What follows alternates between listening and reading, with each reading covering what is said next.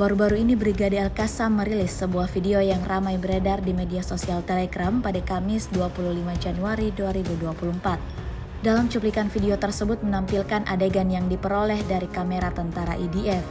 Tampak sejumlah tentara Israel sedang memasang bahan peledak di rumah warga Palestina. Sekitar 7 bahan peledak terlihat berhasil dipasang tentara Israel tersebut, seperti yang terlihat dalam rekaman. Tak disangka Brigade Al-Qassam menyergap tentara Israel setelah memasang peledak. Pertempuran jarak dekat antara Brigade Al-Qassam melawan IDF pun berlangsung sengit. Diketahui insiden ini berlangsung selama operasi Al-Maghazi. Berhasil memukul mundur IDF, serangan Brigade Al-Qassam menyebabkan sedikitnya 21 tentara IDF tewas dan 7 alami luka-luka.